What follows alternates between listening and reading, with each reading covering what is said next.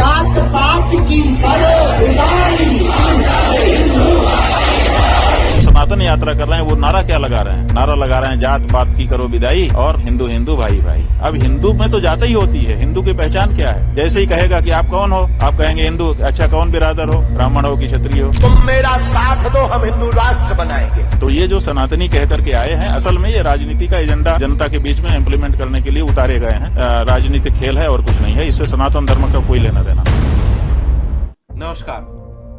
एक बाबा हिंदू जोड़ो यात्रा निकाल रहा है तो दूसरे एक धार्मिक व्यक्ति शंकराचार्य, उसने सवाल उठा दिया कि अगर हिंदू जुड़ जाएगा तो जाति व्यवस्था खत्म हो जाएगी, और जाति खत्म हो जाएगी तो सनातन कैसे बचेगा।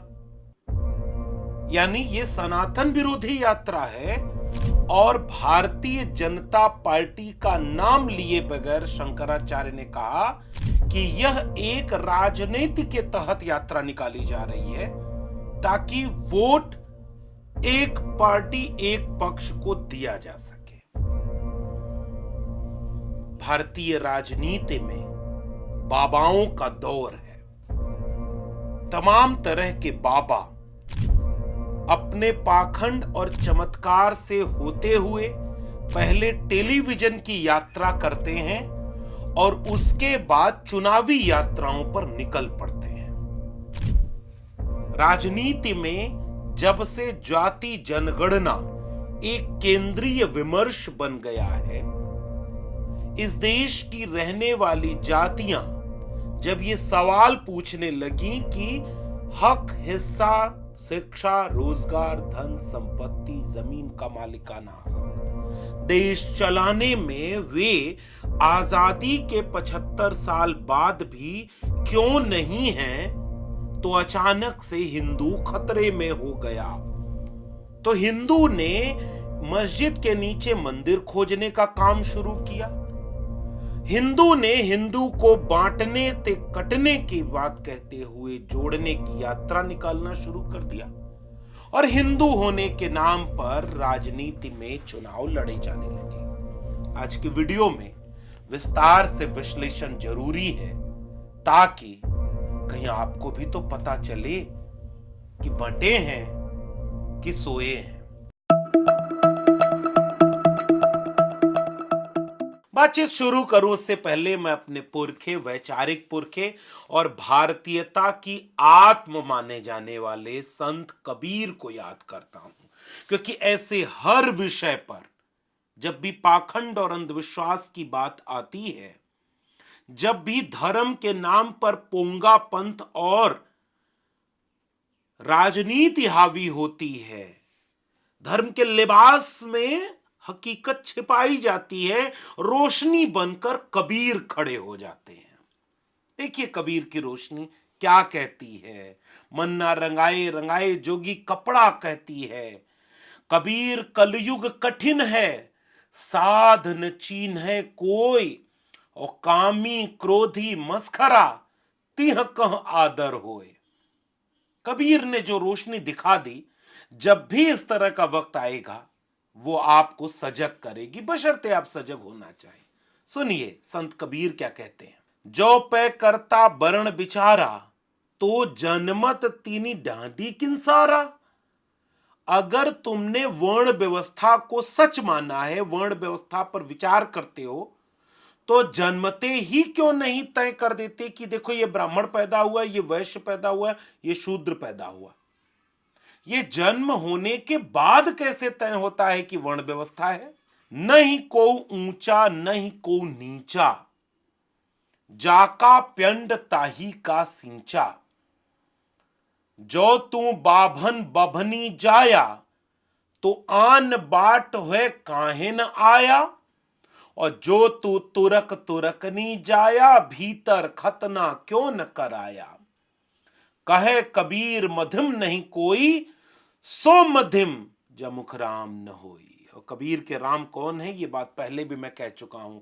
एक राम दशरथ का बेटा, एक राम है घट घट लेटा। एक राम का सकल पसारा, एक राम सब जगते न्यारा।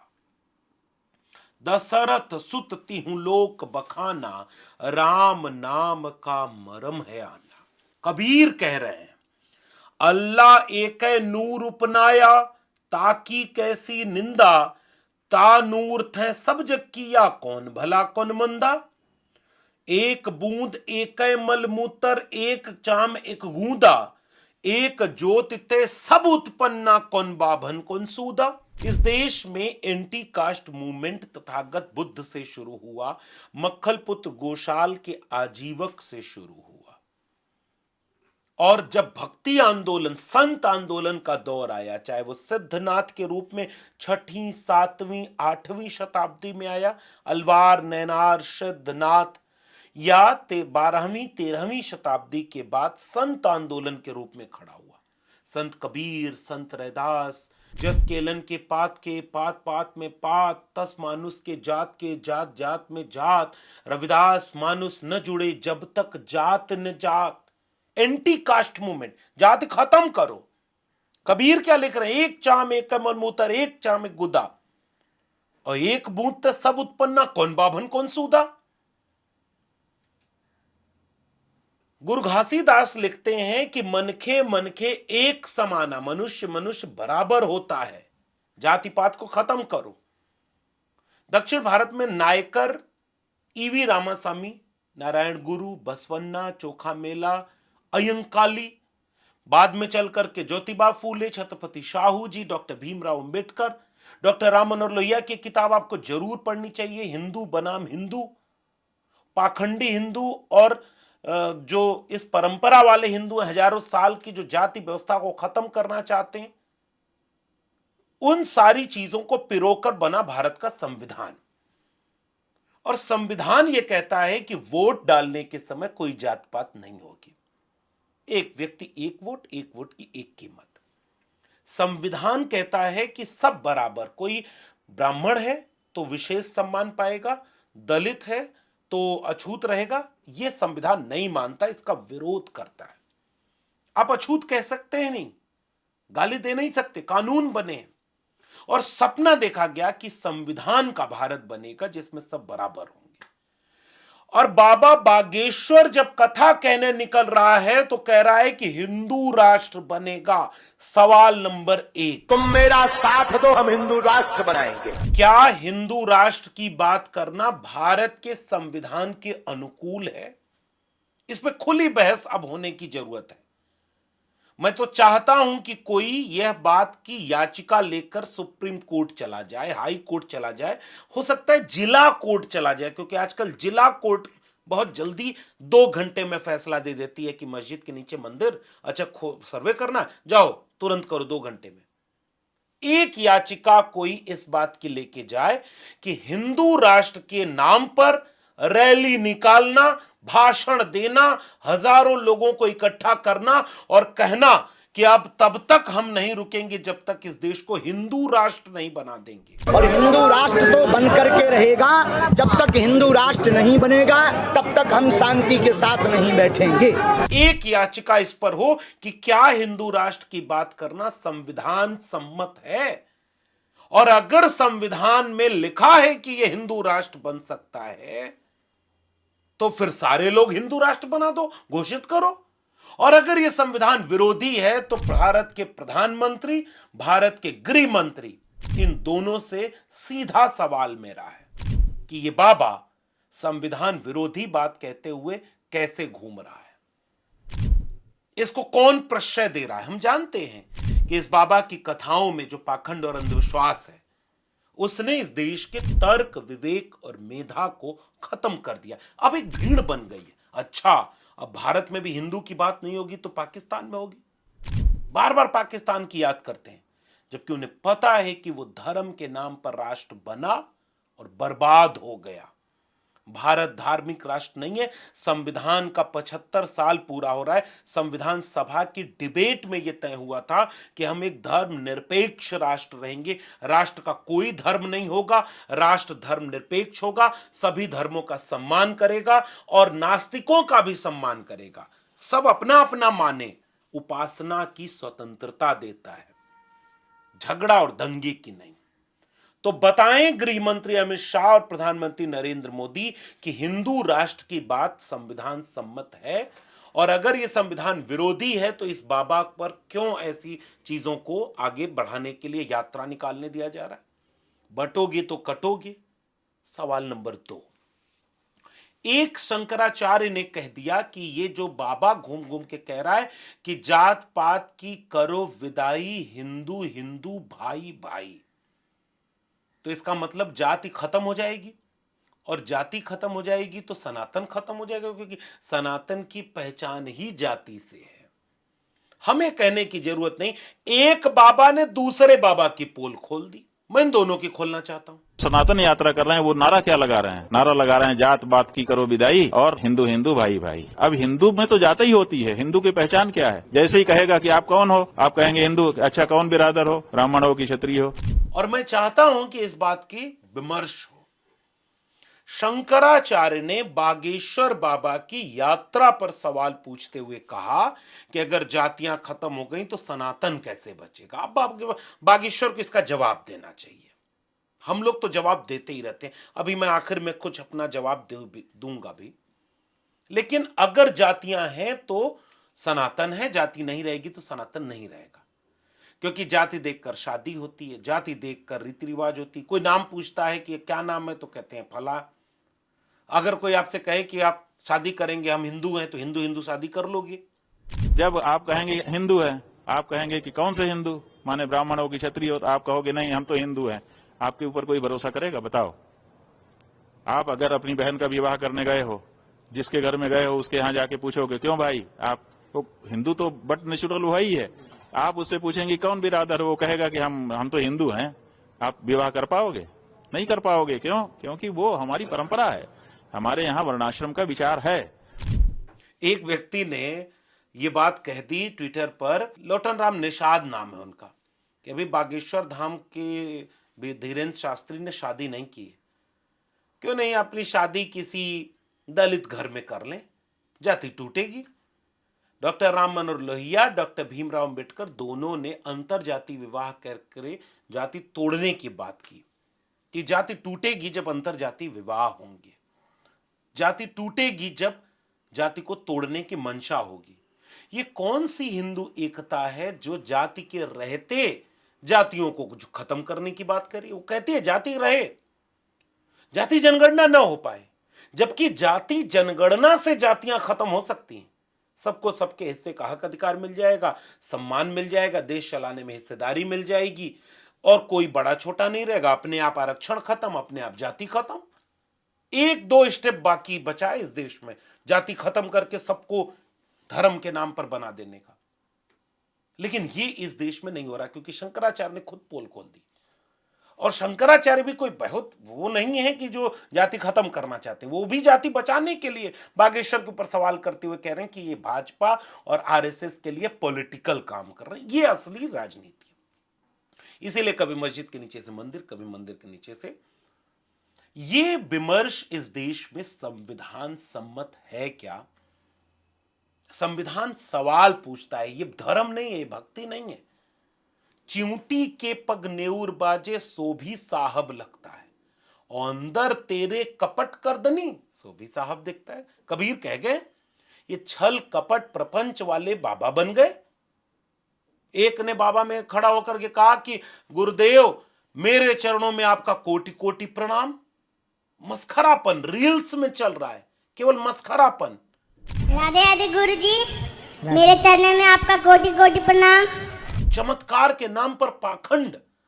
एक पत्रकार जो बाद में फेसबुक पर पता चला कि उसकी सारी सूचनाएं पहले से थीं, और नागपुर में जब ये बाबा बागेश्वर गया और सवाल पूछा गया कि तुम चमत्कार नहीं करते बाबा, सिद्ध करके दिखाओ, तो बाबा फरार। फिर बाबा ने रायपुर में एक प्रायोजित तरीके से पत्रकार को मंच पर बुलाया, फला नाम जिसके चाचा का है वो आ जाए, तुम्हारे चाचा ने एक घर खरीदा, तुम्हारी बच्ची का नाम ये है, अगर ऐसा है तो आज के बाद पाखंडी कहना बंद कर देना। बाद में लोगों ने सोशल मीडिया पर पूरा दिखा दिया कि भाई ये तो उसके फेसबुक प्रोफाइल से जुड़े हुए सूचनाएं निकल गई। अब आप पत्रकारों में जिनके चाचा का नाम भृगुनाथ तिवारी हो वो आ जाए। जी, मेरे चाचा का नाम भृगुनाथ तिवारी है और वो भोपाल में रहते हैं, अभी मथुरा में हैं। क्या तुमने पहले बताया? मैं यहीं से आपके दरबार से जनता तो क्या तुम्हारे भाई का नाम राघवेंद्र तिवारी है? जी गुरुजी। क्या तुम्हारे भाई ने अभी मकान बनवाया है? जी, गृह प्रवेश किया है 2 दिन क्या पहले। तुम्हारी भतीजी का नाम अभिषी है?